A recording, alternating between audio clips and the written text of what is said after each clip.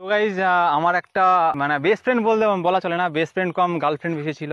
Girlfriend এমন এক প্রজাতি যে প্রজাতির বিষ তো নেই, কিন্তু ছোবল যখন তখন মারতে পারে। সাইড ইফেক্ট ওই depression, anxiety, alcoholic etcetera etcetera. এবার যাদের গ্রামে বাড়ি তারা তো বাস্তব অবশ্যই দেখেছো, আর যাদের শহরে বাড়ি তারা বাস্তব দেখে না থাকলে প্রেম করো। হ্যাঁ, 99.9% চান্স যে তোমরা দেখবেই। বাস্তব কারোর টাকা আর গার্লফ্রেন্ড দুটো একসাথে কখনোই থাকতে পারে না। হয় কারোর টাকা আছে তো কারোর গার্লফ্রেন্ড, আর আমার গার্লফ্রেন্ড নেই। আরে ভাই টাকাও নেই, এখন হয়তো নতুন বয়ফ্রেন্ড হয়েছে ওর। পিন্টু সোনা মনে হয় আঝোড়াই খেয়েছে, মাজা ভাজা সব বেঁকে ফেলেছে ভাই। কথা কি ক্লিয়ার না ভেজাল আছে? তো দেখো, সোশ্যাল মিডিয়ায় সেটা গার্লফ্রেন্ড বয়ফ্রেন্ড হোক কিংবা কোনো কন্ট্রোভার্সি, এক পক্ষ যখন অপর পক্ষকে ভিডিও বানিয়ে রিপ্লাই দেয় তখন ভেবেই নিও ডাল মে কুছ কালা হে। তো এটা কেউ গায়ে নিও না প্লিজ, আর কারো গায়ে যদি সত্যি লাগে তাহলে ভেবে নিও এটা তোমারই জন্য ছিল। ঝাঁটু তোমাকে নিয়ে তো আলাদাই খেলা হবে বাবু, দুটা ডোজ পড়েছে, হজম করার টাইম দিচ্ছি। এইবার এলে হজম না ডিরেক্ট বমি হবে। একজন তোমার নামে এত বাজে কথা বলছে, বাট তুমি কেন কিছু উত্তর দিচ্ছ না? খোঁজ নিয়ে দেখো, তোমার নামে একজন না সবাই বাজে কথাই বলে।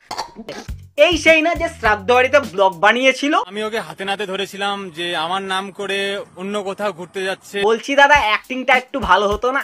এই অ্যাক্টিং এর জন্য তো 150 টাকা তোমায় না আমাদের দেওয়া উচিত, তোমার ভিডিও দেখার জন্য। মানছি ভিউজের দরকার, সে বলে একটু তো এফোর্ট দাও।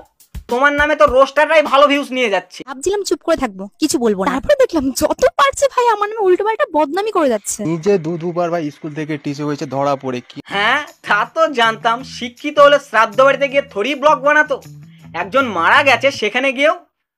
তো hey guys, welcome to my new blog. তো আজ আমি এসেছি বাপের বিয়ে দাদুর শ্রাদ্ধতে।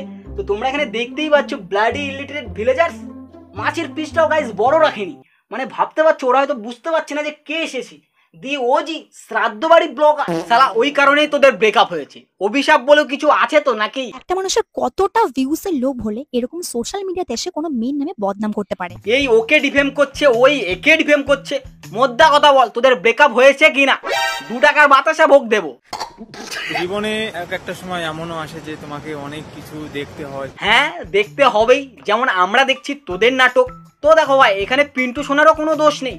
ব্রেকআপ হওয়ার পর প্রত্যেকটা ছেলের মধ্যেই হালকা সন্দীপ মহেশ্বরী, হালকা বিবেক বিন্দ্রা ভর করেই। তার উপর যদি 2 প্যাক পড়ে যায় তো গুলজার সাহেব আলাদাই বেরোয়। একজন বলেছিল যে নজর ইজ রিয়েল। হ্যাঁ ভাই, নজর ইজ রিয়েল। নজর তো লেগেছে, কিন্তু মানুষের না, ওই শ্রাদ্ধ বাড়ির দাদুর। বেসিক্যালি এই কারণেই আমার কাপলসদের নিয়ে ভিডিও বানাতে ভালো লাগে না। সারা বছরে অত ঋতু চেঞ্জ হয় না যতটা এদের কন্টেন্ট। কখনো ব্রেকআপ তো কখনো প্যাচ আপ, আবার তো কখনো বিয়েও হয়ে যাচ্ছে অন্য কারোর সাথে। আমাকে বেস্ট ফ্রেন্ডের সম্পর্ক। আর সত্যি বলতে এই ব্যাপারটা ঘটেছে প্রায় অনেকদিন হয়ে গেছে, বাট আমি সোশ্যাল মিডিয়াতে এইসব ব্যাপারগুলো আনতেই চাই। কিন্তু আজ এলাম কারণ পিন্টু আমার নামে আমার চেয়েও বেশি ভিউজ কামাচ্ছে, যে এতদিন শুধু বাল কামাত। তো দেখো ভাই, তোমাদের মধ্যে অনেকেই আমার ভিডিও দেখে ভেগে যাও, সাবস্ক্রাইব করো না। তো ভাই প্লিজ সাবস্ক্রাইবটা করো, জাস্ট একটু টিপতেই তো হবে সাবস্ক্রাইব বাটনকে। ওকে ভিডিওতে দেখতে না পেয়ে অনেক লোক বুঝেই গেছে যে হয়তো কোনো ঝামেলা চলছে। তো কি নিয়ে ঝামেলা হলো? তো গাইজ আমার একটা বেস্ট ফ্রেন্ড ছিল।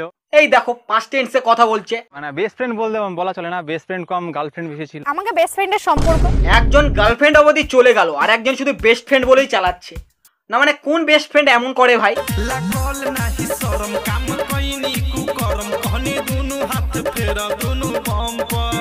আমাকে বেস্ট ফ্রেন্ডের সম্পর্ক।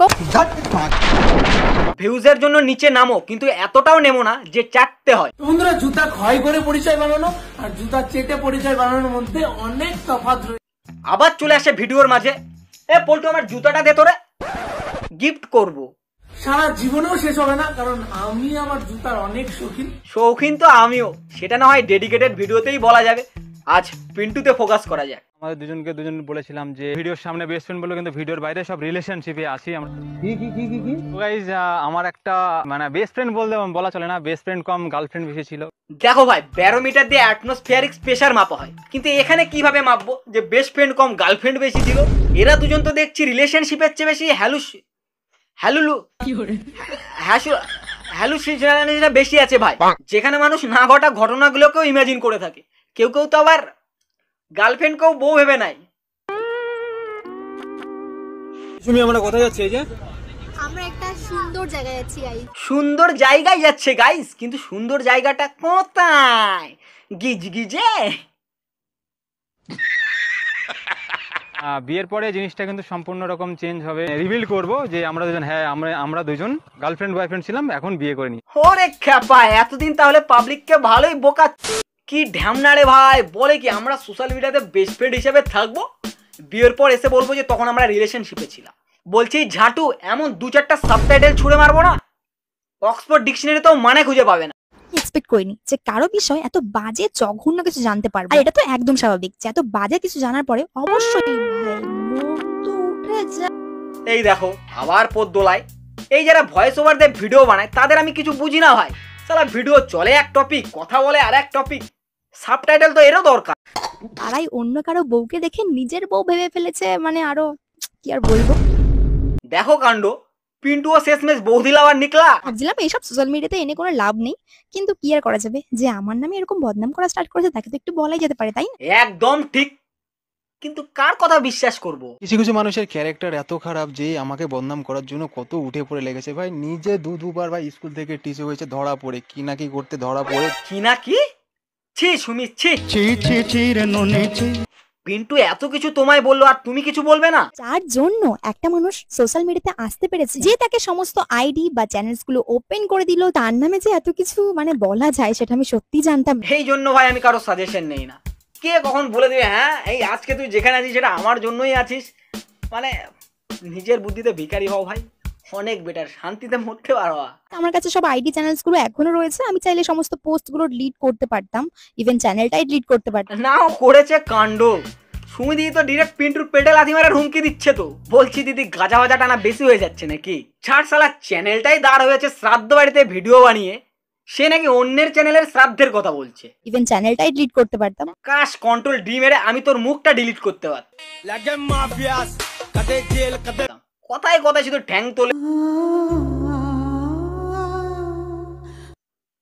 বলছি আগের জন্মে কি কুকুর ফুকুর ছিলে নাকি?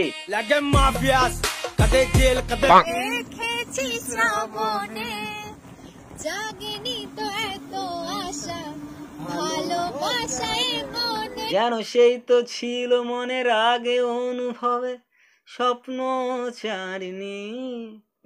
থাক ভাই, কপিরাইট পড়ে গেলে আবার মুশকিল। আমি সেই কষ্টটা আমি নিতে পারছিলাম, যে এত কষ্ট পেয়েছি আমি।